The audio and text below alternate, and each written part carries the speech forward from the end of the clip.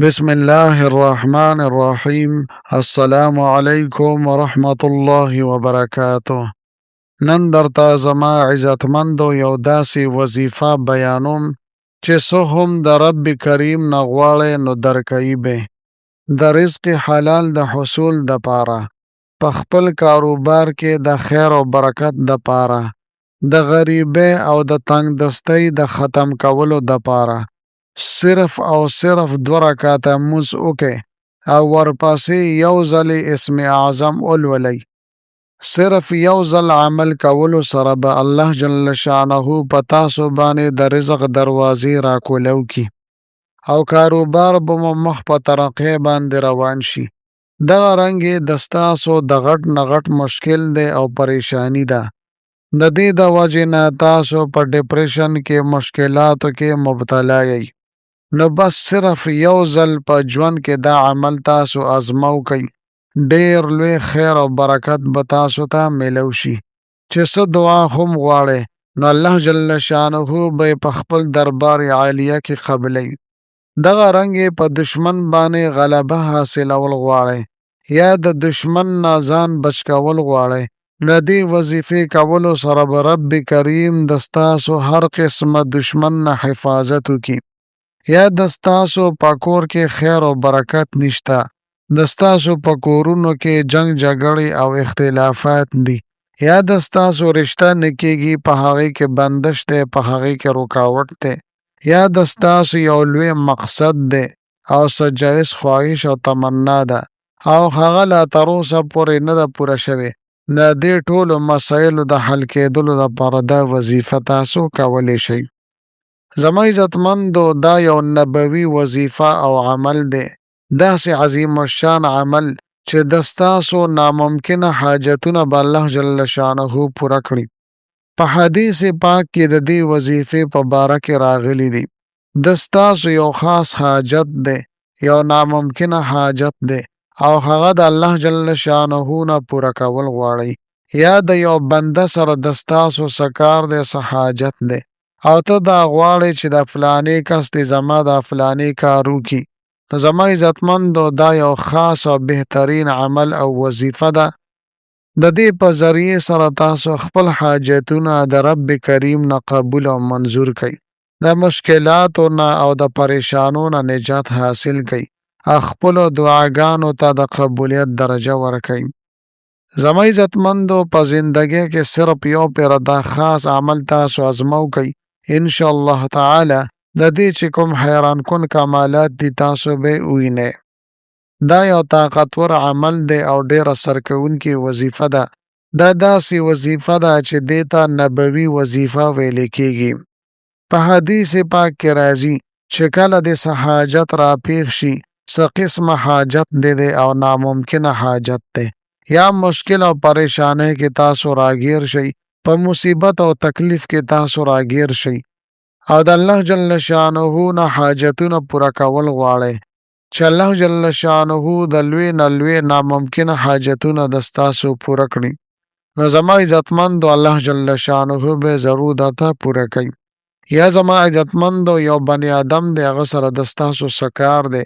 او تاسو دا غواړئ چې دا بنی آدم زما د فلانې کار وکړي، خو هغه د ستاسو کار نه کوي، ټال مټول کوي او ته دا غواړې چې دا انسان دې زما دا کار وکړي. زما عزتمندو تاسو ته دا معلومه ده چې هر یو کار د الله جل شانه په حکم سره او په قدرت کامله سره کیږي. د هغې کار د پر الله جل شانه څوک بنده سبب جوړي، نو زما عزتمندو چې څومره جایز اسباب دي دا به اختیاري، لیکن نتیجه به د الله جل شانه په ذات عالیه باندې پریزي، اسباب به استعمالي او د هغې د قبلېدو دپاره به د الله جل شانه نه دعاګانې غواړې، منت او زاري به کې. خو زما عزتمندو دا نن عمل ډېر طاقتور عمل دی، ډېره بهترینه وظیفه ده. د دې وظیفې مکمل ترتیب او طریقې کار زه تاسو ته بیانوم. که چېرې زما چینل مو لا تر اوسه پورې سبسکرایب کړی نه وي نو برای مهرباني دا چینل سبسکرایب کړئ. سبسکرایب سره خوا کې د ټلۍ والا نشان دی، دا تاسو کلیک کړئ او سلیکټ آل یې کړئ، د دې دپاره چې د هر راتلونکي ویډیو نوټیفیکیشن تاسو ته میلاویږي. زما عزتمندو زما د حوصله افزایی دپاره ویډیو ضرور لایک کړئ او لاندې کمنټ کې تاسو ماشاءالله سبحان الله جزاک الله یا د دې په شانتې نور ښکلي ښکلي الفاظ منشن کوي ولیکئ دې دپاره چې ما له حوصله افزایی میلاویږي او نور ډېر ښکلي ښکلي وظایف زه تاسو ته په دې چینل کې راوړم زما عزتمندو راځم وظیفې طرف ته عمل طرف ته زه تاسو ته د دې حوالې سره دوه وظیفې درکول غواړم او د دواړو تاسو ته اجازت دی چې تاسو په دې کې کم یو عمل هم کول غواړئ نو کولی شئ چې کم تاسو ته آسان وي او تاسو ته مشکل نه وي نو هغه تاسو کولی شئ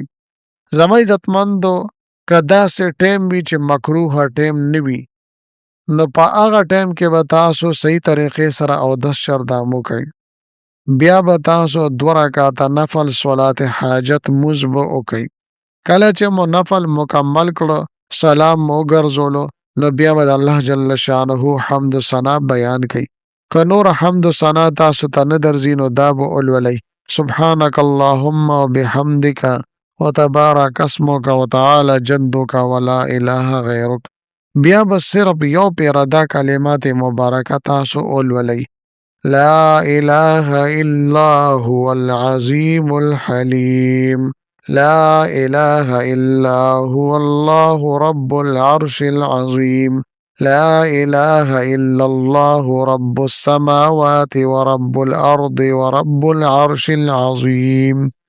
دا کلمات مبارکه به صرف یو پیره تاسو ولولئ او بیا به د دعا د پر لاس پورته کې ښه په اخلاص سره په عاجزۍ سره به د الله جل شانه نه دعاګانې وغواړئ انشاءالله تعالی لوی نه لوی مشکل غټ نه غټ حاجت په الله جل شانه د ستاسو پوره کړي دغه رنګې زما عزتمندو که چېرې مکروه ټیم وي او د ستاسو یو حاجت راپېښ شو یو ضرورت او یو مقصد مو مخې ته راغی او تاسو هغه فوراً پوره کول غواړئ هم په دغه ټیم باندې نو دې وظیفې ترتیب او طریقې کار بیا دا دی چې د ټولو نه پهله اول به تاسو 21 مرتبه 21 پیرې به تاسو درود شریف ولولئ د دې نه پس به بیا 121 پیرې 121 مرتبه به دا کلمات مبارکه کم چې ما تاسو ته ولوسته دا به ولولئ او بیا به په آخره کې 21 پیرې درود شریف ولولئ نو دې سره به زما عزتمندو دا وظیفه د ستاسو مکمل شي بیا چې د ستاسو څه مشکل وي څه پریشانی وي ستاسو کم حاجت وي نو الله جل شانه به دربار عالیه کې به لاسونه پورته کوي انشاءالله تعالی ستاسو لاسونه به نو انشاءالله تعالی ستاسو لاسونه به الله جل شانه خالی نه واپس کوي ضرور به الله جل شانه تاسو ته در عطا کوي لہذا ما عزتمندو ډیره بهترینه مجرب وظیفه ده په خپل هم کوي خپل رونو دوستانو سره هم د صدقې جاری په نیت سره شیر کوي ملاویږم به تاسو سره بله ویډیو کې بلې وظیفې سره تر هغه وخته پورې مال اجازت راکوي د لوی الله په امان